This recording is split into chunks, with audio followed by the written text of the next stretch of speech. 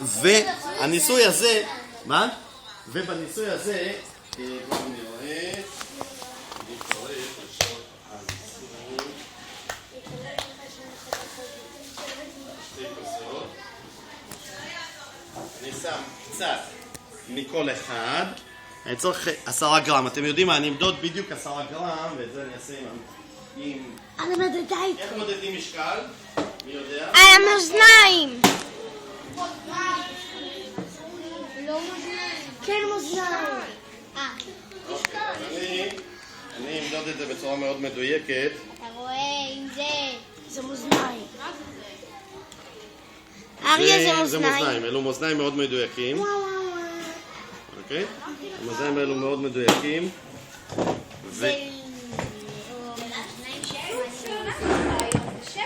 זה מאזניים חשמליים. דרך אגב, אלו מאזניים, לא לקום. אלו מאזניים שאיתם, אני מקום, אני במקום שלי אלו יושב. מאזניים שאיתם גם 12, זה 12. זה בסדר, כי זה יחד עם הכל, זה בסדר גמור. איתם, עם המאזניים האלו, תשימו לב כמה שמתי ממש מעט. עם המאזניים האלו גם שוקלים לא עלינו, ואני אומר לא עלינו, כי עכשיו אני אזכיר שם של חומר מסוכן מאוד מאוד, זה לא נפתח לי, ונשתמש באמצעים אלימים בשביל לפתוח את זה. מה, אתה תיקח מקל? אלימים, מברק, אני רואה. אני אקח איזשהו מברק ככה שיפתח את זה, כי זה בגלל שזה חומר דביק מאוד, אז הוא פשוט הדביק אותו. אז אני יוציא מפה, בואו נראה. אדיר. לאבא שלי יש כזה בול. כזה דבר, כן, זה עולר. אני אוציא את זה, ואני תחתוך. רוצה לפתוח אותו ככה משכן הדבק. הורגים אותי. מה זה, שומעים את השיר הזה עד לפה? הם סתם תינוגים. מקבלים את זה עם אריזה שחורה? כן. אפילו עם הסכין אתה לא מצליח לפתוח.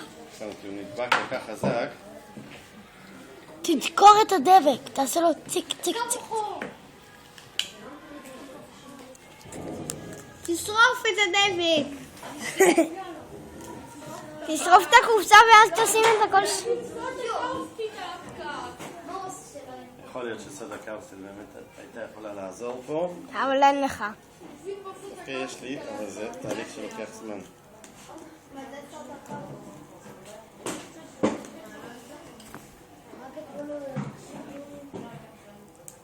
זה יכול לחורר.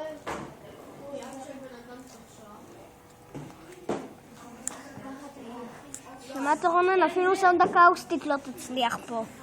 סודה קלאוס. סודה קאוסטית. טום.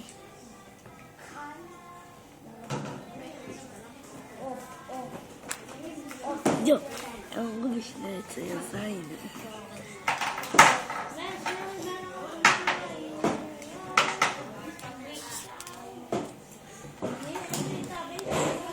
שימו לב, אנחנו מחברים ביניהם את שני המרכיבים, לכבות? מחברים ביניהם. לכבות זה פיצוץ אנטי-אטומי. הוציא.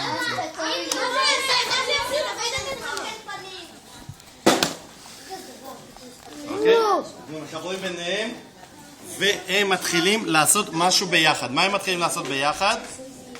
בשביל, קודם כל יש לזה ריח מגעיל, אבל גם... יש לזה ריח של זקן. זה כריש רקוב. זה כריש זקן רקוב. מה מצלם? לא יודע. זה נראה כמו קוקה קולה. מי יסיף לצלם?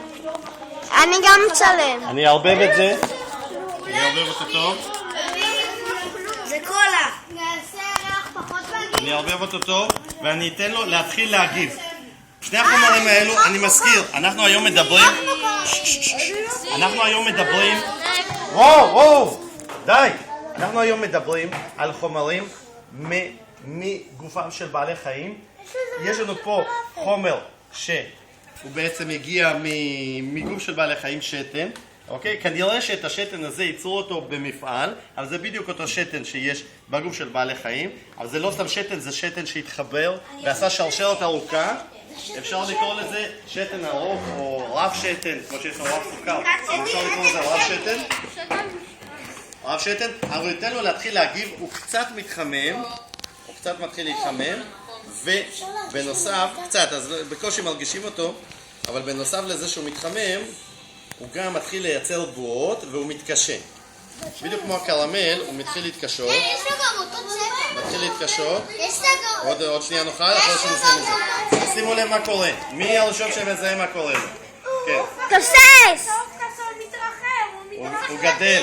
בגלל שיש פה המון בועות של פחמן דו-חמצני, אז הוא פשוט גדל. זה קרמל או משהו? לא, זה לא קרמל, זה שתן מוקשה. זה נראה כמו קפה. שתן מוקשה, שימו לב, הוא כבר מתחיל להתקשות קצת. אפשר לשים לך מעל הראש. יש, אני רוצה. זה עדיין קשה, זה פשוט ידבק לך לראש. בבקשה, אני רוצה צלי. הוא מתחיל להתקשות. וואו, אני אעבור ביניכם. וואו, איך זה גדל? התמונות שלנו! צילמת את זה מיכאל, צילמת את זה! זה מתבטא! אני מצלם גם את הריח. זה נראה כמו גלידה!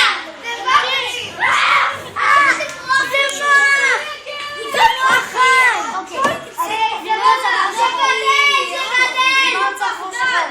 זה שתן!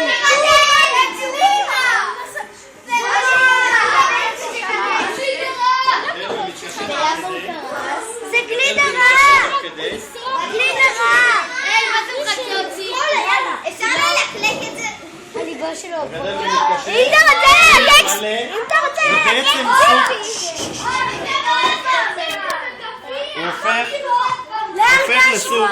הוא הופך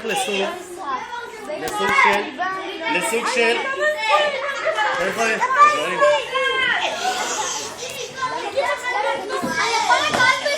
עוד מעט, כשהוא יתקשה אפשר יהיה לגעת.